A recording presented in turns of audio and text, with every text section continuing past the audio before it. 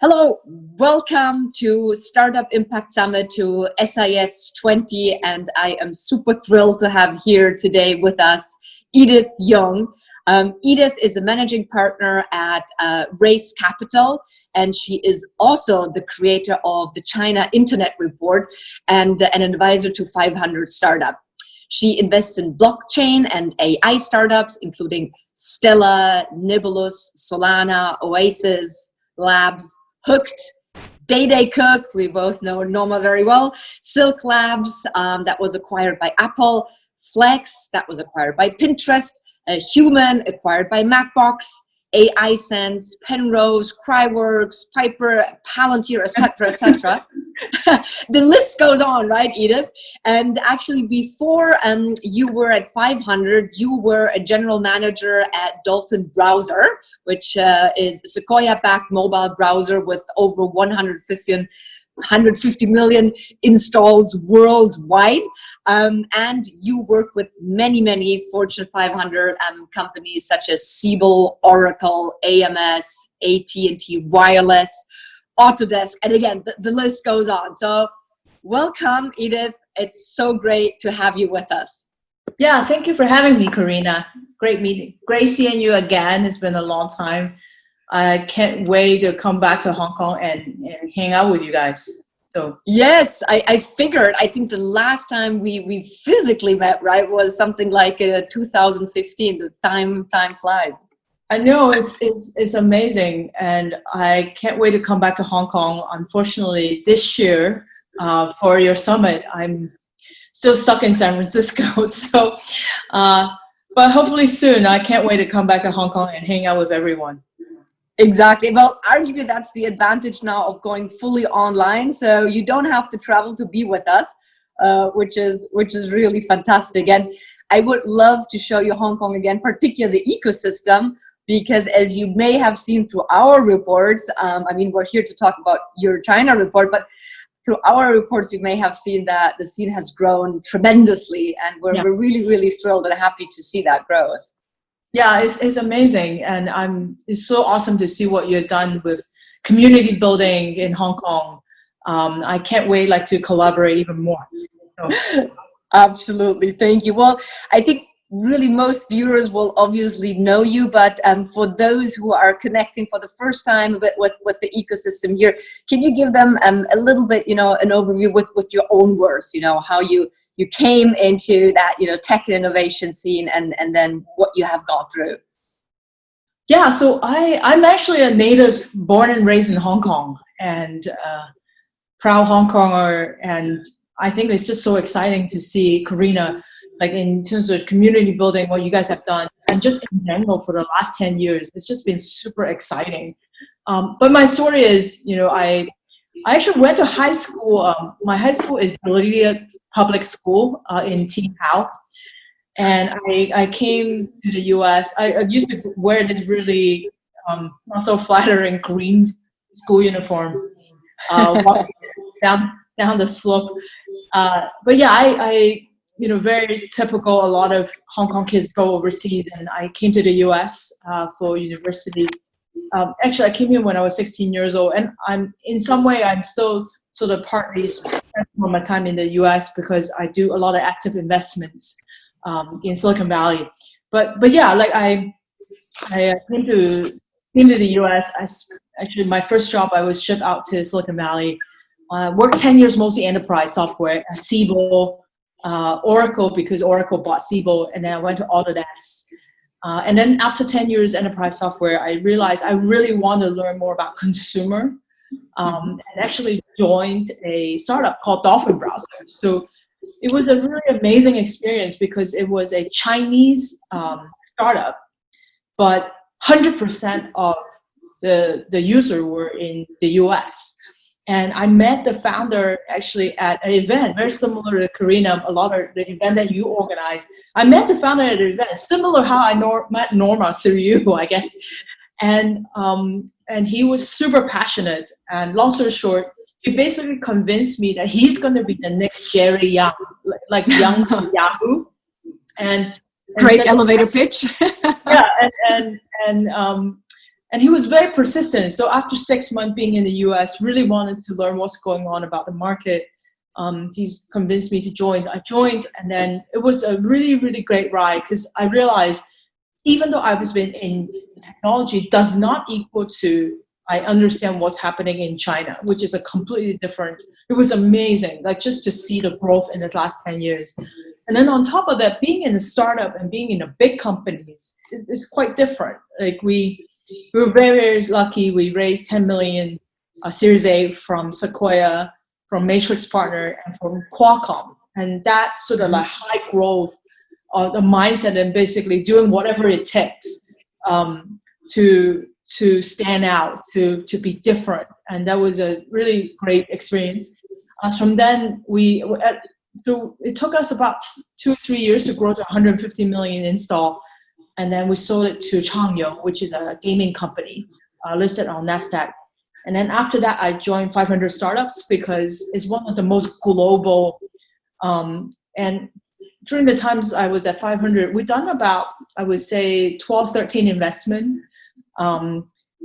Coke is one, Shopline, 9gag, Pernetics. Absolutely. 9gag was the first one, right? In like the first Hong Kongese in the incubation program, right? Yeah, acceleration program. Yeah, it was really, really great to see how the Hong Kong scene had quite really built up like for the last few years. And now I want to say like there's 8 unicorns, because we have one company that actually moved from Berkeley to Hong Kong, called FTX. And that's a little bit reverse, but I think there's just so much really awesome, more and more, hopefully, like connection between Karena. It doesn't really matter where you're sitting in Hong Kong or where I'm at in San Francisco. We're all at home anyway, so why not do more things together? And that's why, particular, as you mentioned, Norma, myself, and Alfred Chong started Founders Hong Kong. And really, yes, I saw that. Yeah, really wanted to connect more folks from Silicon Valley with Hong Kong and to your community. So that's my story. Brilliant. That's brilliant. Thank you. Yeah, great for giving us an overview. And I remember, oh my God, yeah, 9gag. And then you mentioned Shopline, right, with Raymond, who then afterwards also became very active, also with Zeroth.ai, one of the first AI accelerators based out of Hong Kong. Super interesting that you talk about FTS, because for me then I get to count to 10 unicorns here given birth out of Hong Kong or in Hong Kong. Yeah, absolutely. We should compare notes. And as you said, it really depends a little bit about how you count. Some people put Airwallex into, an Australian company. Then some people say, well, Hong Kong founder. So no matter, where they started off and where, arguably now that the company is headquartered. But yeah, absolutely. And it's great to see that you're doing more and more also cross-border, right? As you said, together with Alfred and Norma, trying to build the bridges that arguably you pioneered, right? I mean, you went and did this China, US connection already pretty much, years back. Amazing. And I think I'm really looking forward to, the sneak peek, or actually the report just got released, right? Some of the insights about your China Internet report, because I'm sure you can really see the change and also the acceleration of, growth of internet in China, but also then how much it becomes really cross-border and a global play. Yeah, absolutely. I think China is obviously this year report, which I will. Is that okay if I share maybe a sneak peek of the report? I would love to. I'm sure the audience would love to as well, for sure. Let's do that. I definitely don't want to steal the thunder. There's obviously a lot more in the report than what I'm about to share. But really, really quick, I think this year report, we usually sort of started with the concept of like theme by sector. But I'm going to quickly show you some preview and share with you some of the high-level content, and then you guys can knock yourself out and like read it afterwards. So I know what I got to do after the conference for sure. I mean, anyway, I think after the conference, I'm just going to sit down in a corner and relax and then read through the full report. Can't wait. Yeah. So really, really quick. So the report always, like every year, we wanted to start with sort of a China and US comparison. As you see, this is really quick of just how big the Chinese market is, right? Population-wise, it's 1.4 billion, but in terms of internet population, it's 900 million. I'm sitting in the US, which is 330 million. This is just the internet population is almost 3.5x of the US population. Same thing for mobile internet population, same thing for mobile payment. So this is just a comparison of how huge the China market is. I love that you put that into perspective, really, because I think, if you start talking absolute numbers in China, it's incredible. I agree. Yeah, is a huge market. So this is another comparison, because I think sometimes, in Hong Kong, you and I, usually I would say most of my Hong Kong friends use WhatsApp. And so when we look at sort of the players between sort of the two big countries, we usually like to draw the, Google is the, now is the Baidu of the US, or the other way around. So this is a quick overview on, who is the YouTube of China, or what is the WhatsApp of like China. So this is like a quick overview and breakdown of comparison. So that's how you read all this. And then this part, I really, really wanted to emphasize, this is quite interesting. We list out the top 20 players in terms of internet players. And you know how in the US, a lot of the US population use, obviously, Google, Facebook, Apple, and Amazon. China market is actually quite interesting. Baidu now, in terms of market cap, is not even the top 10. No more. Right. So I just want to point out, it's not only about the data, right? So there's a lot of insight that I think when you're reading this report, I want to point out that obviously you can see the top 10, but there is a trend going on, which is, if you look at what we're seeing here, the only company that is only listed in the US is Pinduoduo, which is number 7. All the other top players are dual listing in Hong Kong and the US. So or they're still private. So in this case, for M Financial, the market cap is 200 billion, but it's still a private company. So it's really interesting, like, to learn the players, the top players in China. In some way, is very, very heavily between sort of the e-commerce. So Alibaba, JD, Meituan Dianping, and Pinduoduo, all these guys is actually around e-commerce, have a lot to do with, because the population is so huge, right?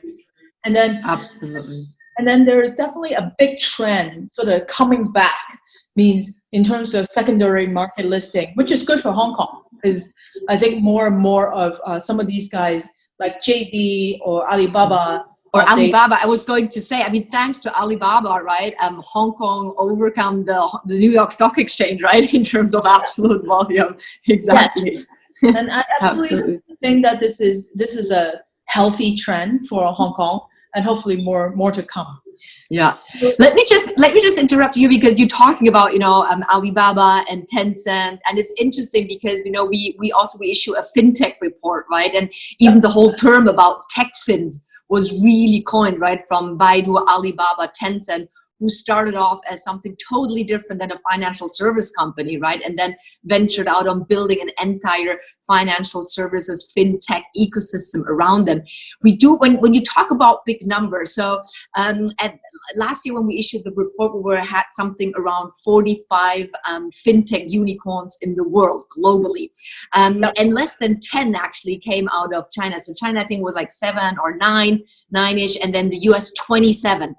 But interestingly, the total, valuation of the 9 versus the 27 was, several times, was like 10 times bigger. So you had on average, right, you had actually the average valuation of a Chinese fintech being 10 times if you count Ant Financial inside, which is a real outlier. But even if you pull Ant Financial out, like still 3 times bigger than the average valuation of a fintech. Here you go, right? I'm sure you have it. I mean, that is amazing, and it says a lot about, as you say, the market size and the ecosystem that these players in China are able to build. Yeah, it's amazing. And Karena, you're absolutely right. I think that is as Jack Ma famous say, is not fintech, it's tech fin, right? Yeah. And I absolutely think that every single tech company wants to be a fintech company, and not looking at fintech. And obviously, as you mentioned, I sort of jumped. By the way, this whole report has specific sector, so this is the fintech portion of it. Awesome. And as you can see, it's super interesting to see like Alipay, which by the way, like I obviously both of these guys, both Alibaba and Tencent have done really, really well. But I definitely want to give a particular kudos for WeChat and Tencent, because it's almost like they came out of nowhere, even though Alibaba, Alipay been around for so long, and now you see like WeChat Pay / the QQ wallet combined is 38.9% in terms of market share, and that's amazing. And I think, and they haven't stopped yet, right? I mean, so even arguably, I just recently met, Alan from WeSure. So again, also like really building an entire, insurance or insurtech as a subsector, as fintech. I think, Tencent, and obviously we're very happy because Tencent, headquartered in Shenzhen, is now part of what we call the Greater Bay Area, right? So everybody has their own Bay Area now. So there's not only the Bay Area in the US and the Tokyo Bay Area, here the Greater Bay Area. I agree. Total shout out to Tencent. Yeah.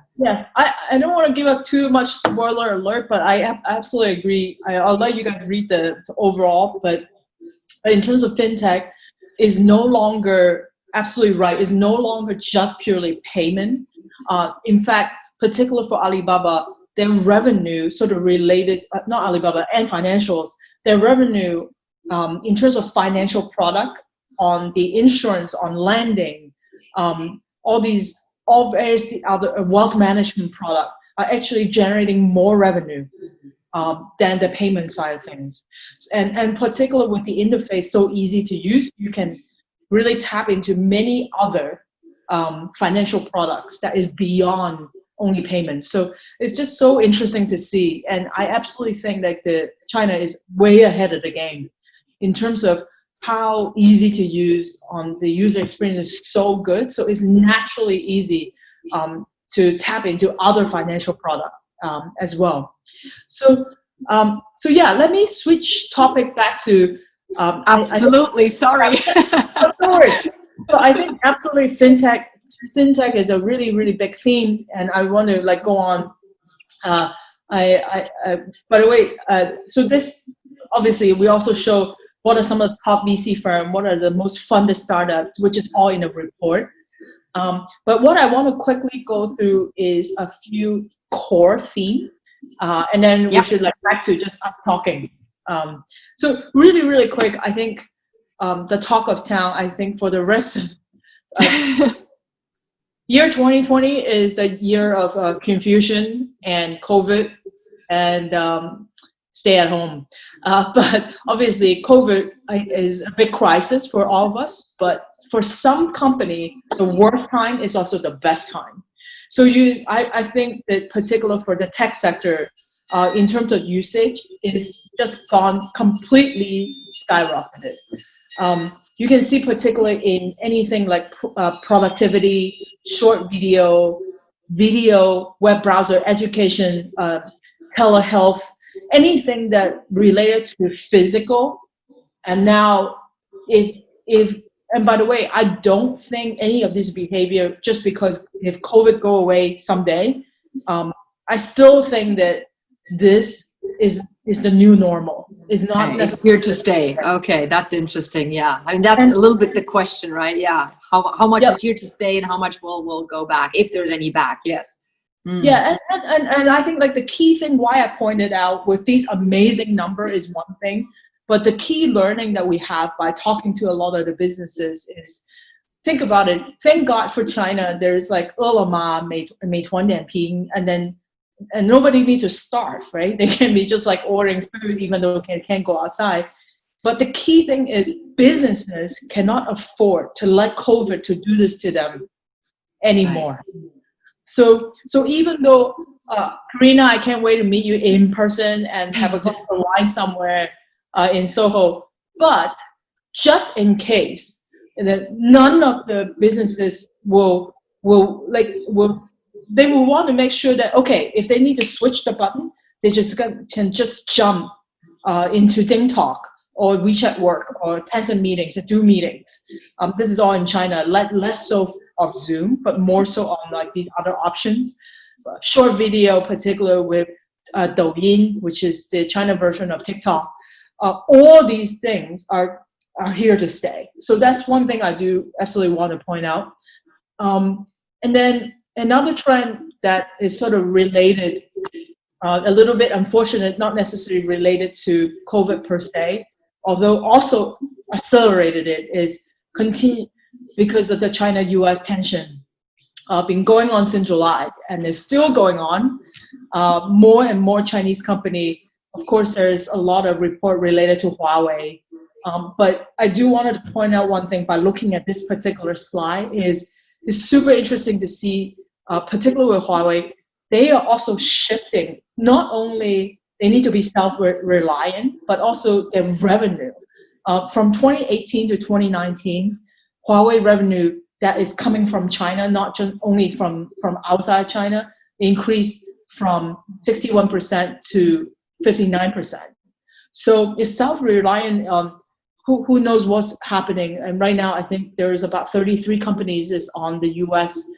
I don't want to call it whatever list. So, and that change on a weekly basis, depend on what President Trump's mood of the day.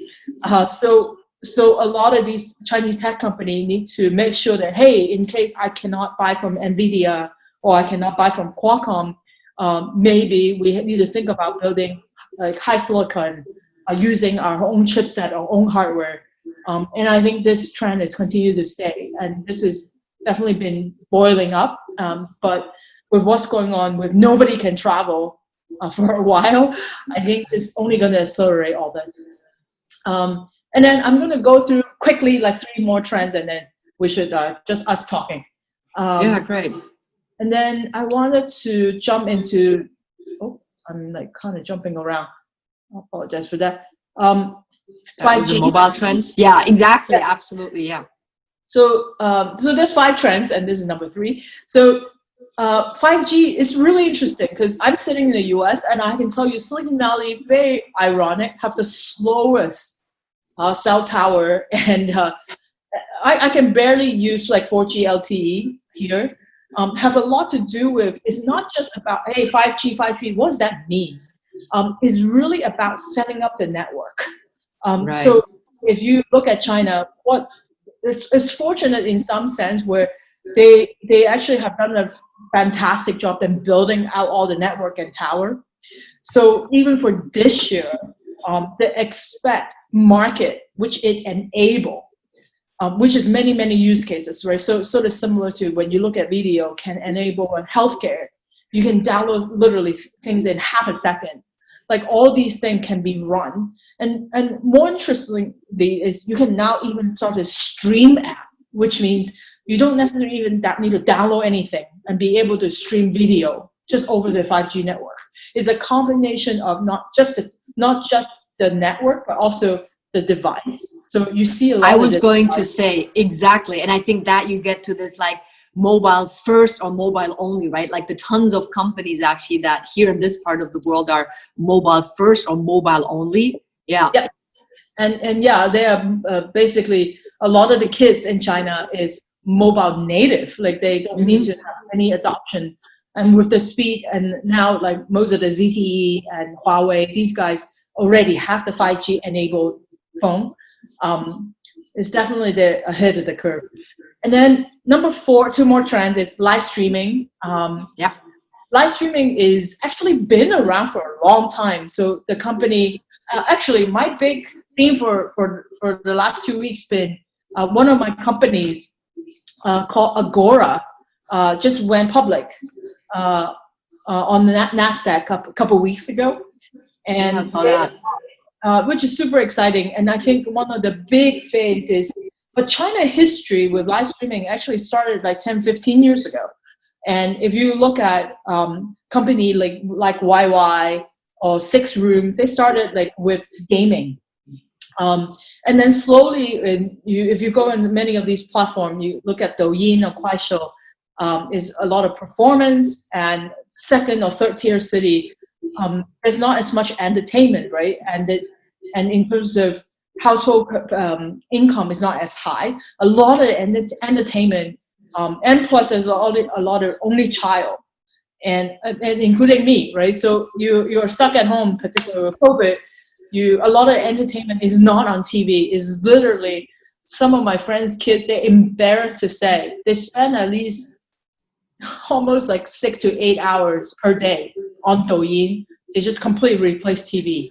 But the phase 3 really is super interesting, and which is what Agora enable, which is these use cases where live streaming for shopping, live streaming for selling real estate, live streaming like for traveling, like, oh, I want to check out how Disneyland look like, or buying cars. This is crazy in terms of how now we almost sort of, the way that we are using Zoom is like Zoom as a service embedded in application. So this is really, really exciting to see in terms of how China particularly are using live streaming for everything. Yeah, and I saw it actually. I'll also gonna do, a shameless plug-in and shout out to your Silicon Valley funding news, right? The newsletter that you sent out. So I totally followed, the story about Agora going live, and that's where you mentioned, right, where this really also, creates entire ecosystems. And again, just coming back to what we talked at the beginning, Baidu, Alibaba, Tencent. I mean, Tencent started out like a Nintendo on steroids, right? I mean, it was a big gaming company to begin with. Yeah. Yeah, it's just fascinating to see how like each phase of internet have changed over time, right? And in the US is Facebook, and then WhatsApp, and then slowly now Zoom. And in China, it's really started with, in terms of communication, started with QQ, and then later on WeChat, and now you partly like with the super, super young teenage kids, they are mostly on Douyin, on many other things. It's just like really mind-blowing to see what's going on. So last but not least is, I sort of mentioned it earlier, is many of the Chinese, at least the top 10, only one other than Pinduoduo. Everybody else actually have already either dual listing or just started. Tencent actually never really gone overseas to list. It's always been in Hong Kong. So it's really, really interesting trend. And then of course, in China, they also have the Science and Technology Board, which if you kind of look at like the performance in terms of the stock is, wow, sort of mind blowing. Which also like is a trend where I think the dual listing trend is definitely started by Alibaba. But a couple years ago was when Chinese government wanted to open up for a lot of the company to come back to list it on either Shanghai and Shenzhen. A lot of these companies actually didn't do the dual listing. They did a privatize and then get relisted in China. So that trend has shifted a little bit because to follow Alibaba footstep. So I think in general it's a good positive thing because it's sort of, why not? Because especially a lot of these companies, in terms of stock market, the investor are actually the user of the product, so they get it.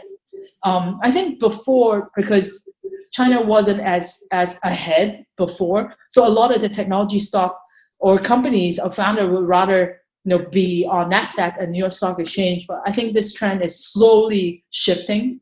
But of course, both market is still super vibrant.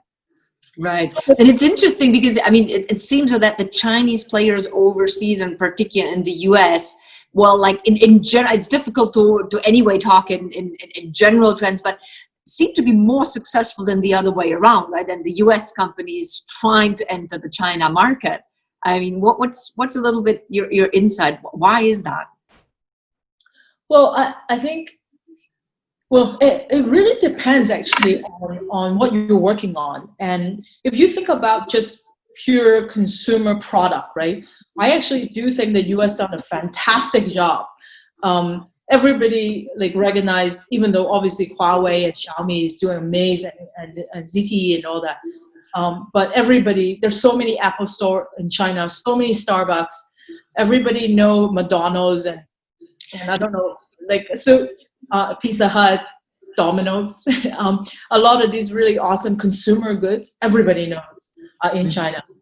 And in some way, I think also B2B and B2C is very different.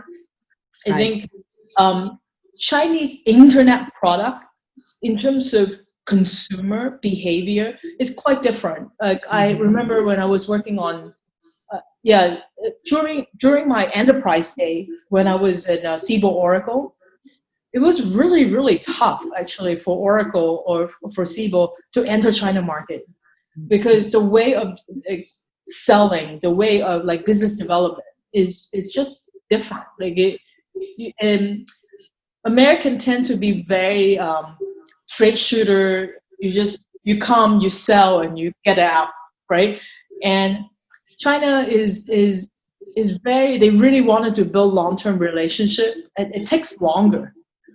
Sometimes I don't want to even say it's China-US differences. It's really cultural difference. So more like Asia, right? Yeah, versus Western style. Yeah. Yeah. So therefore, I think B2B software is usually very, very hard.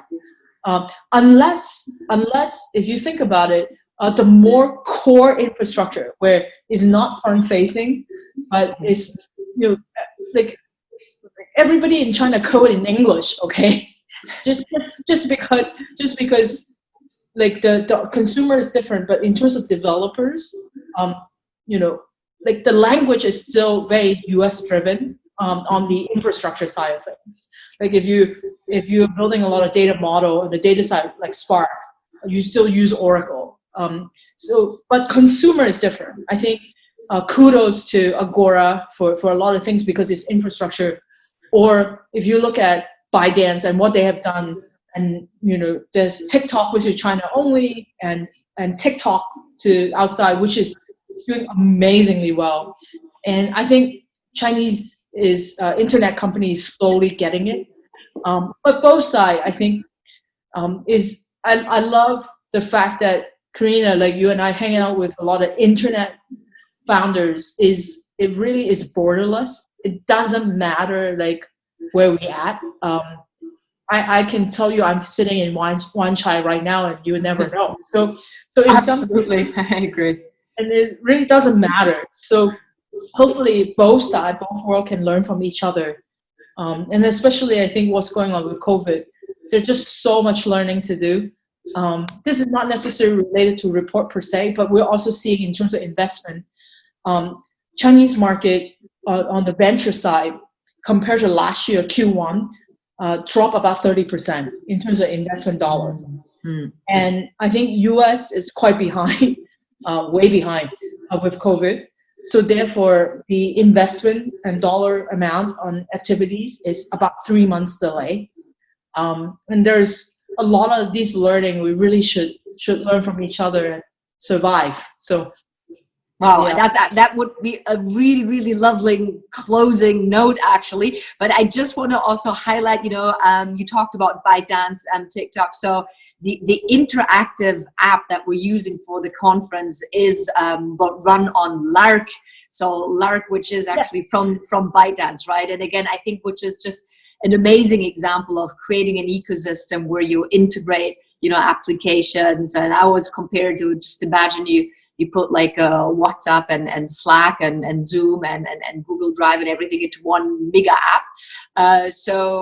Yes, we're thrilled. And let's see, maybe as you said, it's global. I mean, the world is connected. And I like this idea of, why don't we drive that further? Why don't we turn what seems to be a crisis into an opportunity to further drive these connections and this exchange and then this connectivity? I love it. Yeah, same. Thank you, Great. Karena. Sorry, we do have to actually stop here. I know we could keep on talking, and I'd love to, have you over in Hong Kong very soon, and once again also have a session dedicated to the amazing Hong Kong and Greater Bay Area ecosystem. I think a lot of great news already came out and will in the future, see the world. So thank you so much, Edith. Great having you as always. And we'll make sure that we share the link to your report. Also, for anybody who wants to see the links to our reports, you can go on WHub.io. But thank you so much, Edith, and have a great day.